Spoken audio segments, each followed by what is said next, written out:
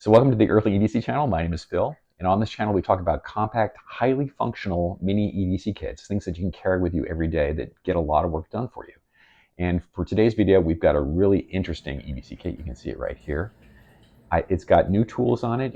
I'm using a new pocket rack design, a new EDC kit design, and I think you're going to like this. I hope you stick around. See you in a bit. Right, we've got a lot to cover here. So this is everything we're going to be taking, all of these items we're going to be putting on this relatively new design for the pocket rack. So this pocket rack design, as you can see, has these center anchors now where you can take the elastics and run them this way. So it just gives you more versatility about how you mount these items onto the pocket rack. And we'll be doing both sides of it. So as you can see, I have some hook and loop on the back of this that I'm going to use for mounting some of these items. They've already been hooked up with hook and loop tape on their side, so it creates a lot more versatility for how you can do storage on both sides and have a really, really compact design. So that's what we're going to get into today, and let's get started. So we're going to start in the upper corner here. These are the new Steinwhale bits. I think I featured them in a couple videos before. I am enjoying using these. They're very compact. Again, we've got 8 bits here, and they're double-sided, so it gives us a total of 16 variations of bit sizes to work with. This is the Steinwhale bit driver that came with it, and so it's designed to take these bits. As you can see, they drop in pretty tightly. If I can get it right lined up correctly, and there you go. Some folks claim that these are sitting in too deeply for them to engage with the bolt. I have not had any problem with that for driving screws, so they worked relatively well for me. So we're going to get into this a little bit more detail. I'll be connecting it to the Nextool E1 here so you can see how that works. But I'm carrying this in this little case here along with the Steinwhale bits. So all these bits, the driver, and this Mini Ratchet from 711L with the flat end on it, they all fit into this tin here and then get mounted onto the rack. So we'll go through that in a little bit, but just wanted you to be aware of that. So put this over here, and we'll come back to that in a little bit. All right, let's get into the next tool here, because this is the component that's kind of making all of this possible. I didn't think I'd be able to get the density of something like this, that I needed for this kit, into a mini multi-tool like this, and a relatively inexpensive mini multi-tool as well. So this blade does not come with this. I have modified a U-Shank Jigsaw blade to fit in here. So I need a size on this, the end of the shank here. I pull this down. You can see there's a little engagement area here where it connects to, usually for the craft blade that's over here. And then there's a little shim that goes in there to make it thicker so that it will fit into the holder. But I don't have that for this. So these are fairly thick, these blades. Let me show you what they look like when they're in one piece. So the U-Shank Jigsaw blades usually look like this. So what I did, I took a little rotary tool and I cut out that center piece, and I got this. And then I ground down the outside of this so that it's down to 1.1 millimeters in thickness now, and it will fit perfectly. This is 1.3 millimeters. There's a little bit of difference. You can't really see it, but this is 1.3 millimeters in thickness normally. So I had to take down 0.2 millimeters of thickness so that it would fit into the holder for the craft blade. And now I've got the ability to put in various types of saws into the holder. So I can drop it in there, push this up, and click, it locks in place. So now I can use that as a saw. So I can use this kind of saw, or I can use, there's a vinyl saw that I've seen before that I have modified as well. So this is a vinyl saw. This is a regular knife blade, if anything else. So, and it's fairly sharp. I just sharpened it. So, and this is about the same size as the E1 as well. So you could actually store it with this if you wanted to. So that's a pretty neat little option to have available to you. The other one, again, another item that's not included with the E1, if you want to modify it, is the 711L Mini Ratchet. This is the flat end version of it. Now, I found out something with these flat ends on here. The way this is set up with this little locking piece right here, you need to kind of file down those ends just a tad. You can see how I ground it down a little bit. Now it can be inserted very easily and locks in place really nicely and holds in place. So now you've got a really nice handle that you can use with use the E1 as a handle with a really nice little ratchet. And this ratchet, if you saw my previous videos on this design, is very rugged. It works really, really well and is ideal for this purpose. So again, this ratchet will go in that tin along with the bits and the driver and the extender, sorry. And normally on this ratchet, you could drop in flat end bits. It comes with this single flat end bit, and then it also has the Phillips end bit as well. So you can switch between the two. But I'm leaving them here by default just so I can grab it and use it very quickly if I need to. But I like the ability to use all these other bits as well with the driver. I'll show you what that looks like. So we'll drop this in here. Let's close this up real quick. We'll go through these. Well, yeah, let's close this up. So I'm going to take this blade out. Saw blade is out. Drop this in. We've got the great pair of scissors. We'll get into that in a little bit. And we'll close this up. Put scissors down. Close the blade. And the Nextool E1 uses 420J2 steel all throughout, so it's highly resistant to corrosion. So it's great. So here's what it looks like with, that's a nice handle. So yeah, you can really crank on this thing if you wanted to. It just seems to be absolutely perfect for this design. Is great for what I'm going to be using it for. So anyway, you can take, again, the extender, put it on here, clips in place, and you're off and running. You got a great little ratchet here. Nice little screwdriver. And if you want to use this alone very quickly, you can pop that out, and you got a little tiny screwdriver to just go at it with. That's perfect. It gives you a lot of versatility for doing repairs and things like that. It's absolutely ideal for this. So I really like that, the way this has turned out as far as using it with the Nextool, the E1 here. Anyway, so let me pull this out real quick. I'll put this down here. I'll drop in the flat blade like we had before. Close this up, and there you got it. It's very small. It's very compact. It's going to fit perfectly on the card when we get over there. As far as an alternative to using the blade, let's say you don't want to use this Irwin here, this mini vice grip. So this is one that I custom made. There's a video on this. Again, everything you see here will be listed in a PDF in the description that you can just access. It's very, very simple. I do it for almost all my videos. It'll show you where you can get them. There'll be discount codes as well, and all these things that have discount codes. Some don't. This Irwin was featured in a video earlier this year. Very, very popular. So I've cut down the handle on this. So this was taken down shorter. I've taken this locking bolt in place and I've trimmed it. You can see inside here, if I pop this open a little bit, you can see I've cut off the end of it to trim it down a little bit. It has absolutely no impact on how the locking component works. It just makes this end come in shorter, and it still locks perfectly in place. So this is a really great thing. But the one thing I did here that everybody seems to like is, this is a fairly common thing for this kind of design, is to cut a slit here that you can take the blades.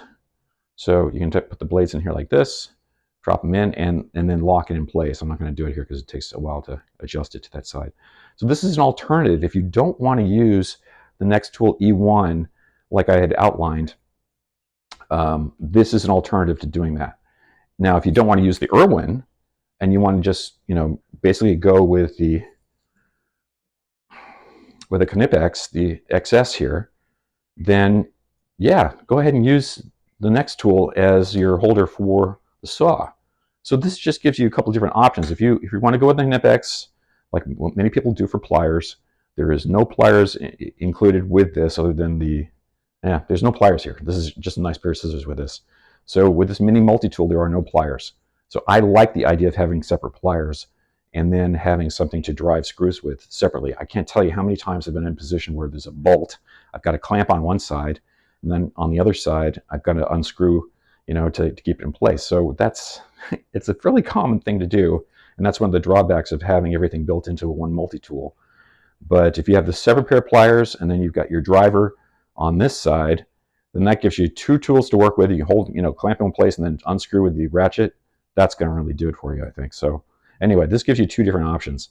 One thing I've been finding out recently, and the reason why I'm featuring the Irwin in this particular kit, is that I'm finding that the clamping function here, I think a lot of people who use the XS, the Nipex, the Cobra here, are having a hard time if they have larger hands like I do. It hurts to clamp down on this thing tightly. It is a highly efficient tool. It works very well. It's lightweight. I'm still using it in some of my smaller kits, in my other kit. But for this kit, I like the whole idea of having the ability to clamp down, and then you don't even have to hold the handle anymore. Once you clamp down and locked on to whatever item you have, this does all the work for you. And it's going to save your hand. The grip is much nicer. You can see I've kind of worn into this thing since it was first done. But yeah, this is a very, very nice tool. Again, this is kind of custom made. The instructions are in the previous video. I'll list it in the PDF for this video as well, so you can, with all the other things that are listed here, you can have the link to take a look at this and maybe make one for yourself as well. It's a pretty easy build if you got a rotary tool with a cutter. It's it's not that much to get one of those. I find that having the little rotary tool with all these various tools has been really efficient. It's helped me out with this design and for modifying the Nextool and the blades. And I used it on this one to cut the tip off of this needle nose, and then shorten the end here as well. So it works really well. But this is a great tool. I really love the way this thing's turned out. I'm finding I like this more and more over the Nipex. I like the Nipex because it's lightweight and small and compact, and you can basically get it really thin if you adjust down the size here. So look at how narrow that gets. Still, you can see there's quite a difference here between sizes as far as the thickness goes. So anyway, you'll see this when it's mounted on the card, and then you can decide for yourself if you want to go for this or this. But oh yeah, this is the standard card. This is what it looked like before it had the mounting in the middle. You can see I've got the new things in there. All right, so we'll move on from there. Oops, drop this down here. All right, next in line, we've got this. I've featured this in the past before. I still really like these. They're 60 cents. You can get them off of AliExpress, or you can get them off of Temu. They're freaking amazing. They're small. You can, again, I have big hands, so I've got to have something to brace the back of the, this doesn't work for me. This is just, I don't like this. I do like this. Now I've got something I can hold on to, and it works really well. And again, like 60 cents is the price I got these for. The price goes up and down. I've got a couple of these. I use them all the time. Even if it runs out of ink, 60 cents, you can't go wrong, really. So I love this. This is my backup pen that I keep in the kit. So anyway, nice little telescoping pen. This one is a charging cable or data cable. It gives you lots of different options. I've got lightning here, and then I got USB on this side, and I got USB-A on the other side. So it gives you all kinds of options here for attaching things to things. I primarily use it for my battery bank, and then for charging phones. This is a great way to go. I can't tell you how many times I've charged other people's phones with this. It works very well, and yeah, I won't have a link to this one. This one I think has been discontinued, but I will have a link to another one. It's white. It does similar function. I've had it in a previous video, and it does work.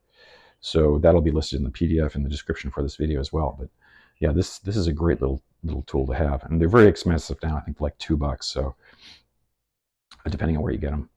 Anyway, so leave it there. All right, the Roivon Angel Eyes E5. This is a dual fuel EDC flashlight. So I'm going to list all the flashlights. I test them separately. So I don't go by the. This is probably a 500 to 700 lumen flashlight. I think it probably drops down quite a bit when it goes back to the regular alkaline cell. So this gives you the ability. Here's the one thing I don't like about this flashlight is this. You can see this thing is ripping off my nail trying to pop this thing up. I'm not the only person. I've looked at some of the other reviews on this flashlight. Everybody has this issue. I understand this thing has to be tight and everything, but it's ridiculous to get this thing popped open so that you can take out the bulb. Not the bulb. Take out the battery. So let me see if I can grab some here. So I'm going to grab this. And we'll just use this because that's the purpose of this thing. Just kind of pop that open. And then you rotate it, and then you can drop out your AAA battery. So the AAA is a backup for the lithium power cell that's in here. I think it's a lithium polymer cell. You can see it in there. So this will work without this, but as soon as it recognizes that there is a AAA in here, see right now it's running off of the lithium. You see the battery there?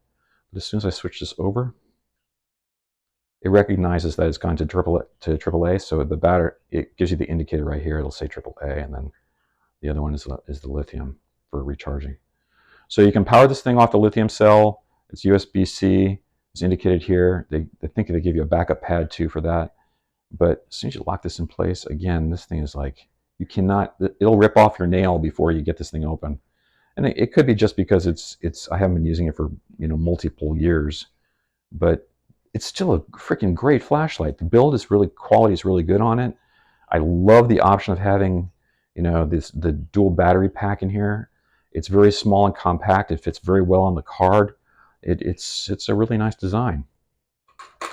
So if you're looking for some kind of I've got another one too where it has the lithium.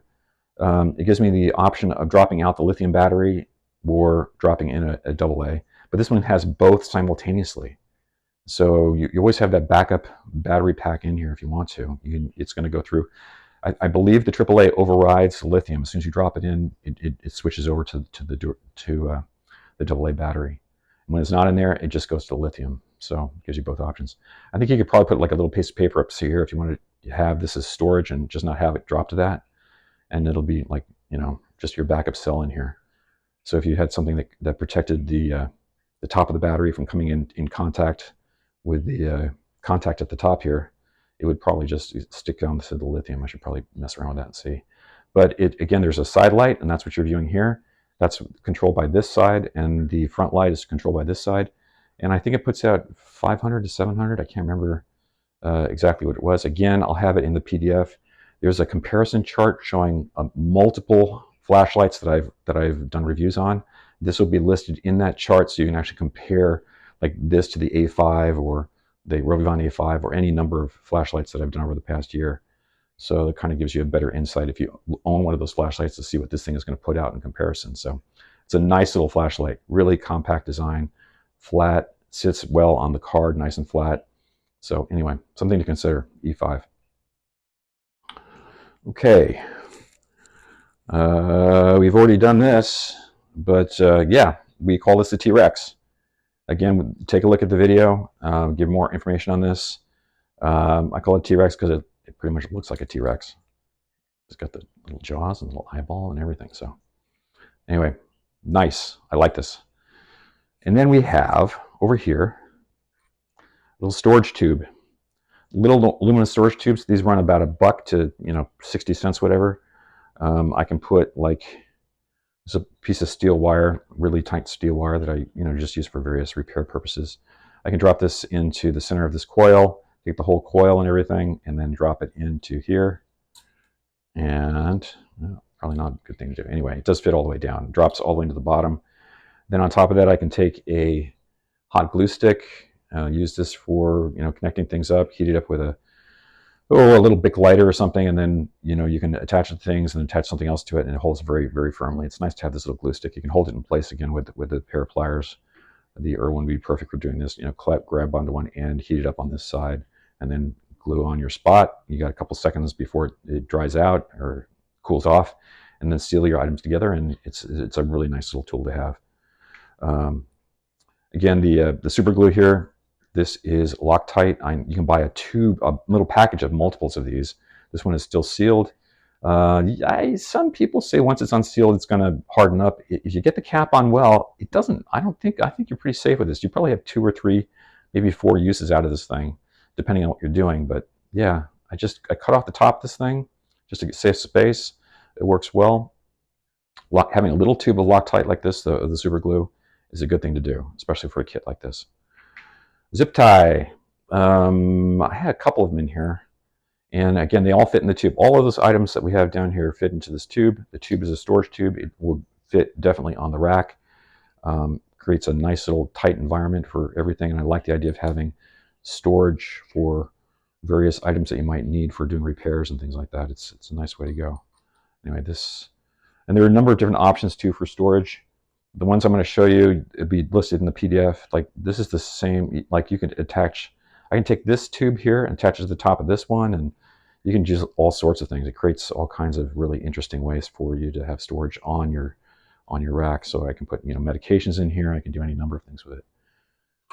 Anyway, all right, so that's what I've got here. These are the items that are all going to be taken and dropped on here. I'm going to do a time lapse for you to take a look at it, and enjoy. Stick around.